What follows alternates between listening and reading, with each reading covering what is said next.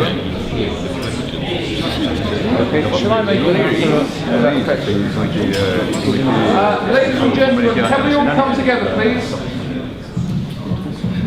Right, we're having a question and answer session. Because there may be a large number of questions, what I would ask you to do is to keep, so far as possible, to asking questions, and if you feel that you're about to launch into making a regular speech from the floor, I would ask you to forbear. Thank you, Sean. Well, hello everybody, welcome to this afternoon's session at the Libertarian Alliance Conference. As Sean indicated, we have a question and answer session with this morning's three speakers. I'll briefly introduce them once again. On my left we have Peter Tatchell, who's described as a civil liberties activist. On my near right we have Malcolm Hutty, who is Head of Public Affairs at the London Internet Exchange. And on my far right we have Jock, who is a libertarian activist and blogger. So with no further ado, as we're quite short on time, I'll throw it open for questions. Primarily on Peter Tatchell's terrain, you point out that many Muslim women, particularly you're concentrating on Western countries like our own France, where, these people wear the burqa not out of free choice, but out of compulsion, and there's no doubt a great deal of truth in that. You do seem to be assuming that we, speaking as it were on behalf of a would-be liberal state, are entitled to deny all of them the right to wear the burqa. On what, is this remotely true, or if so, on what grounds? I'm sorry if I wasn't clear. I was saying that some sections of the left very strongly defend the right of women to wear the burqa or the hijab or the jilbab or various other Muslim dress. But what they don't speak out loudly against is the situation in many Muslim countries, many Islamic states, where this is de facto compulsory, so it isn't a choice. I think here in Britain, in most cases, it probably is a choice. In some cases, quite clearly family, community and religious pressure makes it not a choice, but I think in our country the situation is very different. So I would not wish to deny women the right to wear the hijab if that's their free choice, but I would also want to protect them against pressure and compulsion and threats if they decline to wear it. And I say that in the same sense that, I think, men wearing their trousers hang around their arse looks rather stupid, and but it's a fashion choice, let them do it, or wear your baseball cap back to front. Again, all these things are individual choices, and we should only restrict that choice if there is some compelling reason. Thank you. Lots of questions. Talk to you. Yes, a question to Jock about mutualism.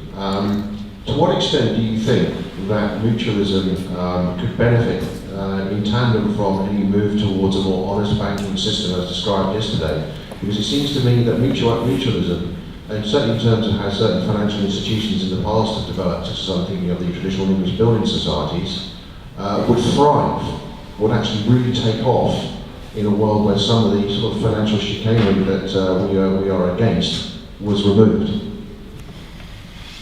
Yes, well, I mean, one of the projects that got me started on this was a mutual housing project, which is looking at exactly doing that kind of thing, the old temporary building societies of the 19th century. I mean, yes, they're more honest, but just in general, we would expect all of these kind of models to come alive in a more free banking world, and some would survive and some wouldn't. But from the mutualist point of view, I mean, what Stephen was talking about yesterday, to take a position on that, say, I would be supporting it, because as he said, any move to increase the discussion on the money system in Britain is a good thing, I think. And he talked about Malcolm Caithness. I mean, he's been plugging away at this for decades, and working with groups like the Christian Council for Monetary Justice and things like that. So it's a cross-party thing with people like Austin Mitchell as well being very closely involved in it. So absolutely support it. Most important thing in the mutualist agenda is money changing, changing the money system and the banking system, one way or the other. Okay, should we go right to the back?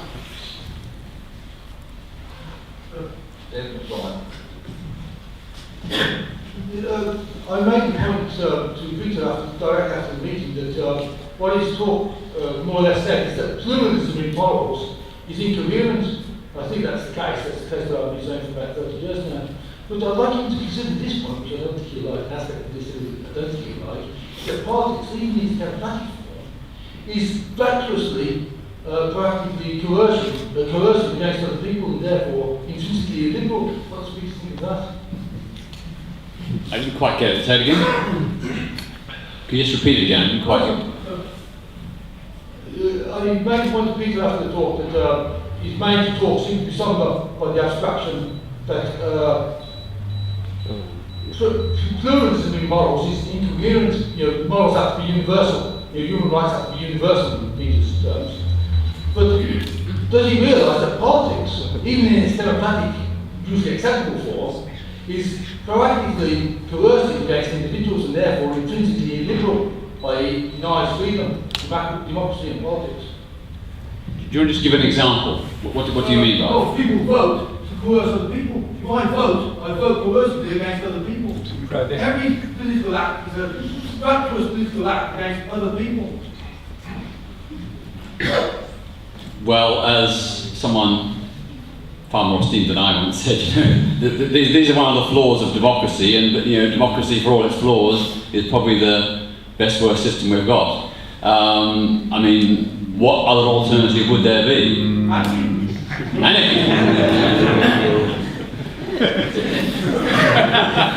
You can call it mutualism. So I want to go to the back again, as you're over there. Neutral words I won't mention my way with this at all. David Gibbs, Libertarian Alliance Forum. The question I had was primarily Peter. I'm fully opposed to the more massive of this change in regime. So can you speak into the microphone? So I was on it in our free association that if people choose to supply, for example, housing, accommodation, employment, goods and services, to whomever they choose, whether they happen to be of a particular sexual orientation, particular race, particular religion, it should be entirely up to them. The state should have no role in it whatsoever, and the state has been imposing rules upon us since Race Relations Act of 1965. I think it should be reversed. I think we should be giving our money back. And people, would you support me in that? I think it's a deeply complex question. On the one hand, in a pure sense, the state should not intervene to dictate what people can and cannot do. But as we, I think, have seen so often, where there isn't some degree of regulation and protection in terms of equal treatment, non-discrimination, then that makes for, I think, a less liberal society, a more intolerant society, a society where there is greater social friction. So to me, it's about balancing these different things. And I'd say that if we start making exceptions and say that certain people, or indeed everyone, has the right to discriminate against who they wish, then where do we start and where do we end up? Do we end up in a situation where someone who works at a supermarket checkout, because of their religious belief, can refuse to pass through check alcohol because they disagree with alcohol, or any pork or anything else? I think this would lead to a greater, an ever greater splintering of society, greater fragmentation, a more divisive society. And although the principle and theory of individual rights and freedom may be abrogated, on the whole, I think our equality and non-discrimination laws have created a fairer, more just, more inclusive, more kind and gentle society. And that, to me, is a benefit. Lots of hands still. Shall I take the woman here?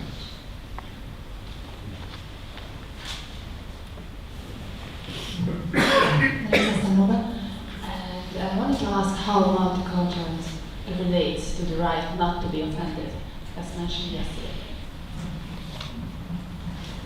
I don't think there's any right to not be offended. The right to not be offended is not a human right. Virtually anything anyone says can potentially cause offence to someone. And we look at some of the greatest ideas in history, from Galileo to Darwin. They caused great offence in their time, but and I say heaven forbid that we should try and limit or restrict those ideas, or indeed any others. I think in a democracy we have to have a contention of ideas and debate, and that sometimes means allowing unpalatable views to be heard. But the best way to refute them is by reason, by argument, by debate. I think if you look at my own experiences, I'm becoming quite well known for defending various Christian street preachers who've been arrested on charges of stirring up hatred against gay people. What they've said has undoubtedly been homophobic and undoubtedly has caused offence. But I've argued that in a free society, defining hate, for example, is very difficult. It's what constitutes hate, what constitutes a legitimate opinion. I draw the line of incitement to violence. I think that's the red line over which people must not cross. But otherwise, everything else should be open for debate, discussion, refutation, challenge. And I think it's very lamentable that some people, including some of my colleagues on the left, do seem to take the view that causing offence to others is legitimate grounds for restricting freedom of speech. But I'd like to hear what some of our colleagues have to say. Malcolm, do you want to give a view on that one? Well, I couldn't agree more. I mean, I don't know how much to add. Well, there's just one thing, I think. I would probably go further than incitement to violence, because it's the actor in an act of violence who is committing the aggression, and I would, still permit someone, if you like, to incite, because you don't know what. Again, there's a line: what is incitement and what is not. So I would go that step further. Well, let's just say, for example, you've got a mob of white people surrounding a black or Asian person, and some people in the crowd are egging people on, perhaps not even necessarily directly saying kill him or beat him, but maybe saying, using racial language which inflames the situation and psychs people up. I think in those circumstances, there probably is legitimate grounds for prosecution, because that person's, safety and welfare and physical being is in danger. And someone who creates an atmosphere and a circumstance where acts of violence are likely, and there has to be a very clear correlation, I think that probably is a circumstance where...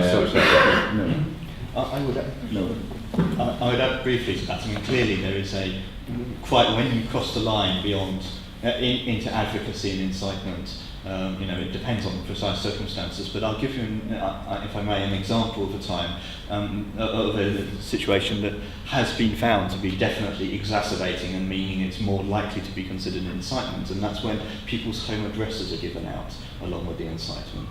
And that is often taken by the law to be a clear indication of an intention to cause that the action should take place, rather than just mere angry expostulation.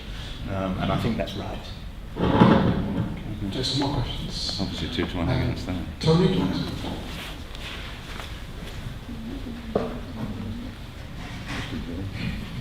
The sort of hippie, free love, take drugs, turn on, tune in, drop out, was seen very much as coming from the left in the 60s and early 70s.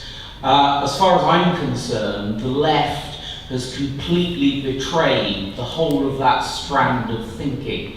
So my question, it's not merely to Peter, though obviously particularly interested in his views, but why did the student radicals of the 60s who believed in liberty, individual freedom, the right to take drugs and all the rest of it, why have they become the neo-fascist authoritarian rulers of today? Not in here. Well, I think as I made it clear this morning, I don't think the left is an homogeneous whole, and there are very, very many different varieties of left. There is a strong libertarian left, which I see myself as being a part, but there's also quite an authoritarian strand as well. And I think we need to make that clear distinction. As to why some sections of the left have gone over to this more authoritarian strand of politics, I guess it's to do with some of them being in power. When you think of Jack Straw, the student leader, and Jack Straw, the Home Secretary, they were really two very different people. I think there's also an element of, there's always been an element of the left where the ends justify the means, where for the sake of the greater good or the end goal, things can be sacrificed. We see this in this classic tension between equality and liberty, and the way in which the left has sometimes, or sections of the left, have sometimes been willing to sacrifice liberty in the name of equality, just as sections of the right have sometimes been willing to sacrifice equality in the name of liberty.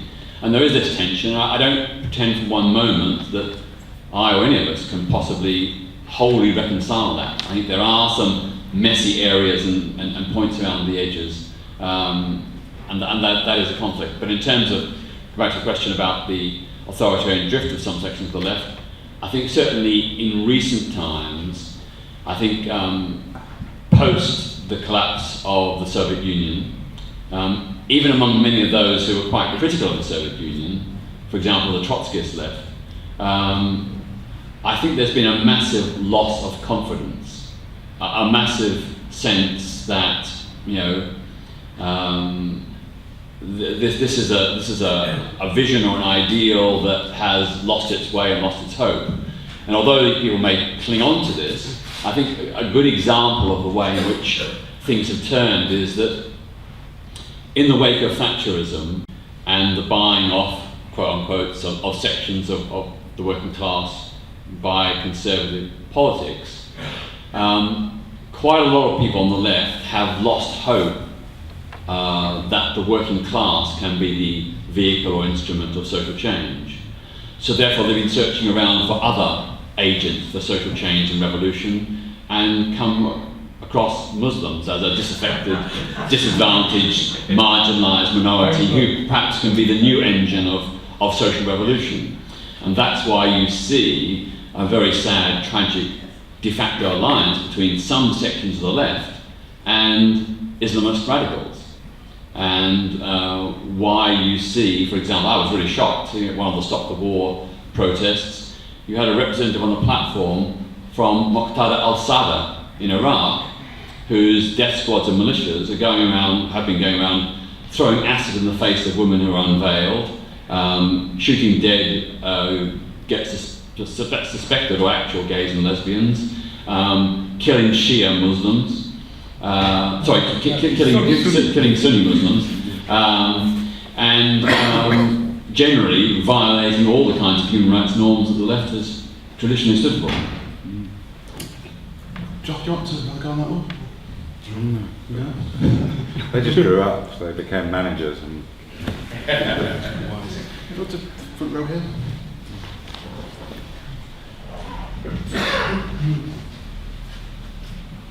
Thank you very much. I enjoyed your talk and I agree with most of it. And then you concluded that you believe that social justice is better than social injustice. And to my mind, social justice is about seizing people's property, the property of people who contribute to society, to give it to other people.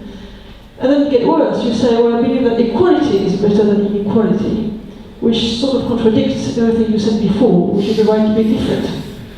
So I was wondering where you're coming from. I guess I'm coming from a slightly conflicted place.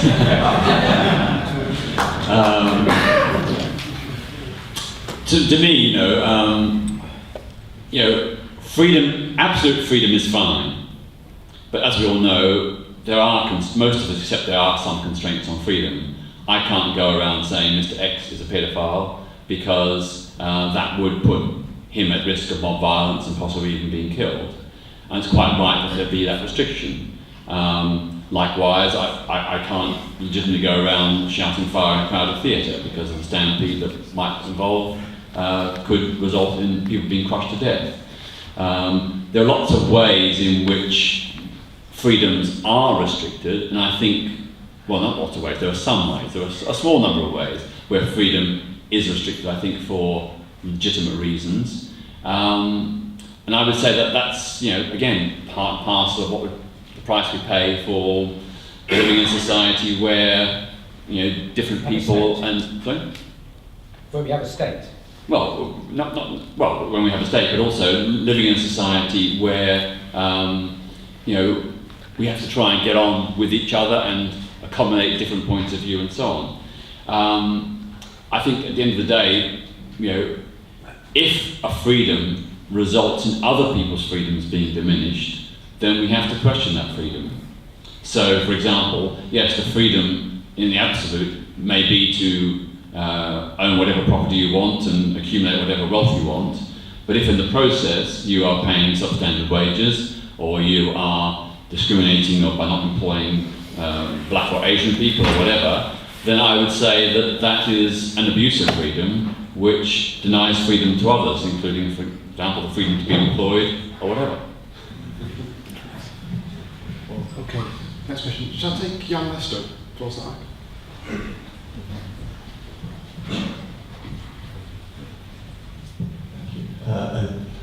Again, primarily, but maybe not only to Mr. Tatchell, you clearly have libertarian tendencies in the social sphere. Well done. But maybe not quite so much elsewhere, but I'm wondering how far they go in the social sphere. On free speech, I mean, even amongst libertarians, there's a problem with incitement to violence. At what stage do you cut it off? To the extent that somebody is clearly the puppet of another person, you can say, well, he's hired me, and therefore that wasn't freedom of speech. He told him to do it, and therefore he did it. He's also liable. So, but I mean, you're as sound as any libertarian on freedom of speech. What I'd really like to know is how sound you are on freedom of association. In particular, if you choose to have a club or a house or a hotel or a business, and you choose to say this is only for this particular category of people that I choose to come here, or put another way, there's a certain category of people under whatever description I would rather do not come into my house or my club or my business. Are you completely consistent, at least in your social libertarianism, in saying that this person has an absolute right to freedom of association? He does not have to allow, for instance, non-homosexuals in his business if he's decided that he only wants to employ homosexuals, or vice versa, no homosexuals if for some reason he decides he doesn't want them, or any other group. I think if you're in, providing a public service, or you're providing a service to the public, then I think that should be open to any and everyone without discrimination. Now, on one level, I sort of think, in theory, people ought to be able to pick and choose. But as I said earlier, once you open up that can of worms, where does it end? We would be going back to a situation where lots of different people in society would be excluded for lots of different reasons, some benign, but some certainly quite malign. And I wouldn't want to live in a society where people can arbitrarily be excluded from employment or entrance into a pub or a club just because the owner, the manager, whatever, on their particular whim or because of their articles of association decided they didn't want to serve a Muslim person or a Jewish person or a Sikh or whatever. I think that would be a retrograde social move. So I guess I'm not a pure libertarian, but I would like to ask for some more questions to the other speakers.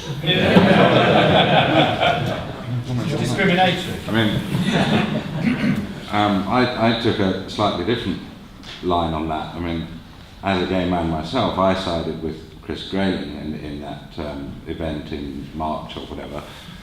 It was the most read post on my blog all year. I mean, if I have property that I have saved up and acquired, it ought to be, I mean, if I were the customer, it would be my right to choose who to dispose it to, or dispose of it to, and I think that's their right as well. And I think there is a danger. First of all, a lot of legislation comes around the time that there is a social change anyway. So it's kind of helping on something that, generally speaking, society, if you like, is already beginning to mainstream. And how much it helps and how much it hinders, I'm not sure. But further than that,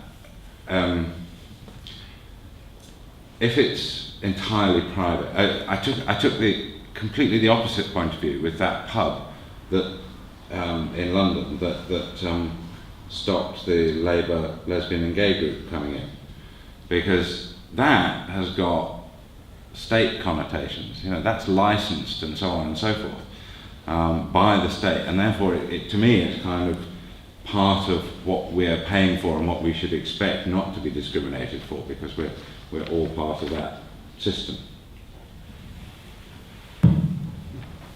Thank you. Well, let me ask if there's any questions directly for Malcolm or Jock. If there's anybody, yes, come to Francis Wood. I've forgotten the name, but the gentleman who spoke on mutualism. Jock. Yeah, you spoke a little about Georgism and land and whether sort of property and land is legitimate and so on. And my question is, in a country where the use of land and changes in land class and construction and so on are all controlled by the state, does it even matter? It's probably the one place it does matter, because that's where the state actually tampers with the economic rent. Because your land is only permitted to do certain things, therefore you have a state-granted privilege on it. So that's the bit that ought to be taxed, if you like. The other half, the other solution, which I was kind of edging to, the more libertarian solution, is to get rid of planning, regulation and so on, and make more land available for whatever people want to use it for, thereby reducing all the rent in society. Yeah, it just, I realise it's not a debate, but it just seems to me that who holds title to land doesn't really matter in this country, because you can't use it for most, you know yourself, you can't use it for most purposes. So shouldn't we be focusing, I suppose you said, shouldn't we be focusing on just freeing up more land rather than worrying about these rather academic questions of legitimacy? Yeah, it's one of my sort of growing worries about Georgism is that it assumes a sort of land use pattern, if you like, that pertains today with all of, London is important because it's a centre of power. If we had a stateless society, it wouldn't be a centre of power, and the land use would be potentially very different. And Georgism seems to sort of accept that power structure and then try and redress it through taxation. And I think, as you say, freeing things up would take out sort of a large chunk of the problem. So I'll try and squeeze in two more questions, sorry. Towards the back of the striped jumper. I don't know if it's permitted to direct a question or comment towards Peter Tatchell, or are we all done with that? Yeah, I think your discussion about multiculturalism deserves a rebuttal from the point of view of the free market, because I think if you look at racism, it's certainly not a homogenous thing. There would be more positive views, certainly my understanding in Ireland anyway, there'd be certainly more positive views towards those who are directly involved with society, that are working, that are not, say, dependent on the state, and also not pushing for cultural changes within society. I know myself that, say, maybe the Chinese community who are so involved in working, they're not involved in a cultural level like a lot of the harder form Islamists. People don't tend to have a view of them. Same thing with, I know from looking at, say the prison population in Britain, that it is not a sort of homogenous population. There are certain groups of immigrants who have a high proportion of prison population, where there's others, like again the Chinese community, that have a very small one. So I think it demonstrates how people involved in the free market, which is basically free association on a social or economic level, that remedies problems that come from decades before with like stupid racist views, because people actually prove, like through voluntary association and not through the edict of coming from a cultural elite of multiculturalism. Someone decides those policies, by the way, that it's not through that, but from free association that you remedy racist views. And sorry, one last point as well. From like the very beginning of my readings into libertarianism, I understood that it has to be black and white. You cannot, it is never successful to allow a certain bit of grey in terms of, well, yeah, we'll allow 90% of this, but we have to stop this 10%. The 10% never stays at 10%. When you say we have to protect a certain amount of people for a certain amount of reasons, it never stays static, and that is why it has to be, whether you like it or not, and I don't like a lot of these prejudices, you have to have a black and white rule.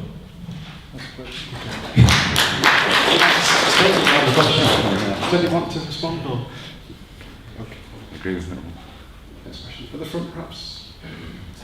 Antoine Clark. Thank you, Sean.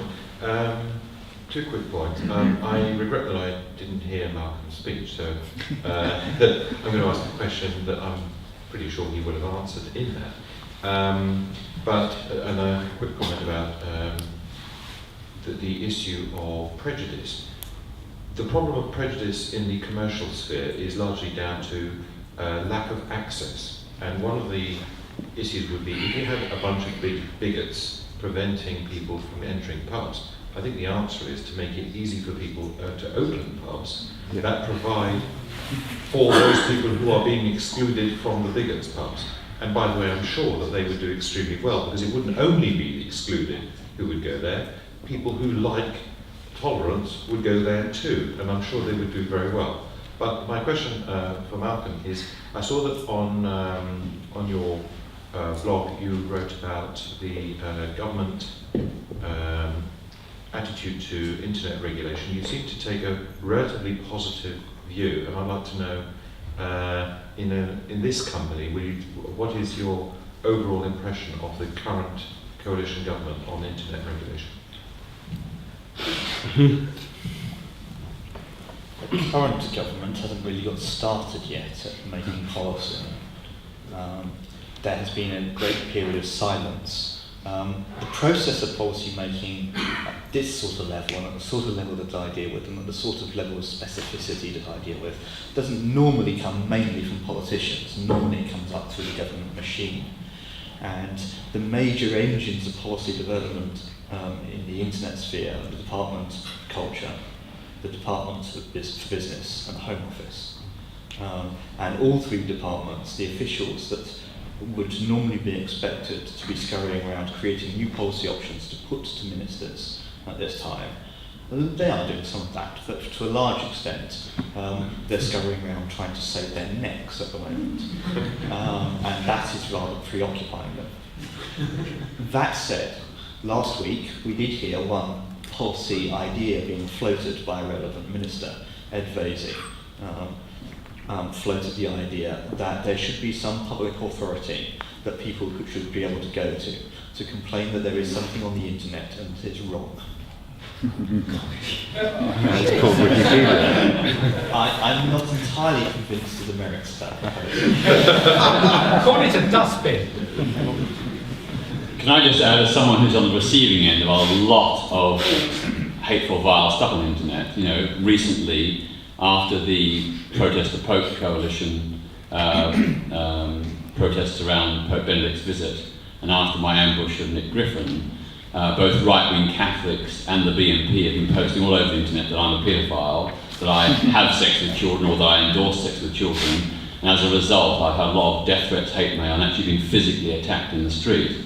So I think it is quite right and proper. There does need to be a proper agency to regulate and control the internet, to make sure that such things are removed, because I know the scars and all the scabs are healed now, just about, but for about 2 weeks I had all blood on my legs and arms because of a recent attack in Victoria, for example. So, I think, a light touch, I'm not saying it should be, the nanny state, controlling every word on the internet, but in extreme circumstances, I think for people's safety, there do need to be some controls and some regulator. Okay, if I may respond to that, because that wasn't really what FAs was talking about at all. Yeah. What you were describing there, clearly the violence against you is abhorrent, and I did intervene a moment ago in defence of and in support of laws against incitement to violence, and by the sound of what you've just said, much of what was said against you amounted to crossing that threshold, in my opinion, on the basis of what you just said. So no, I understand that, and I wouldn't associate that with what I just said. No. But Ed Vaizey appeared to be talking about things that are so an awfully long way removed from that. He was concerned about inaccurate facts being introduced into political debate. I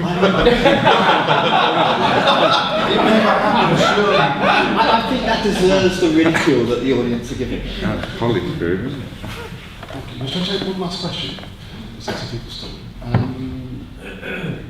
But the gentleman from here, I suppose. Thank you, Bob Taylor. I have a couple of questions for Jock Coates. I have to say they're somewhat hostile, but I very much enjoy what you said. Well, it's the first results of the grenade yet. They are very simple questions. The first one is, could you define affordable housing? And also, could you explain what sort of property investor or developer would actually go out and spend a lot of time, energy, and raise money to develop unaffordable housing? Well, I mean, it's kind of slightly off topic from the talk, obviously, but I mean, in the context in which we exist, where planning constraints and so on artificially keep land values high and so on, then there is a section of the population who is not earning enough to either rent or buy in the open market at the moment. But I mentioned housing benefit as an appalling subsidy the wrong way. I mean, I'd get rid of that first rather than try and create artificial mechanisms for making houses cheaper, because that's really what we mean. I mean, in my system, in the system that I'm working on, it works on a mutual basis. That people you build a small street of houses or whatever, and rather like participating in a housing cooperative, you buy shares in them rather than. Or you buy shares in the overall value of the development rather than in your individual property. So somebody like me earning very nearly enough to be able to afford open market housing but only needing one bedroom would pay top whack, but I'd be getting a big bunch of shares, whereas the family next door to me might be paying substantially less for a 3-bedroom house, but they'd get fewer shares. And so at the end of the day, our capital accumulation is proportionate to what we've put in rather than what we're occupying and so on. But there is still money in it, to the extent that developers are doing deals where half of the housing is full market price, and some of that is being used to subsidise this kind of development. But it is really, it's a little bit like Richard Cobden and John Bright and the National Liberal Land Club and so on. It's finding a way within the existing badly skewed market of allowing people who are excluded by that to participate. Thank you. I think that brings us to a close. It remains me then just to thank people who ask questions, apologise to people who didn't get their questions, a chance to ask their questions, and to thank our 3 panel members, Peter, Malcolm and Jock. Thank you very much.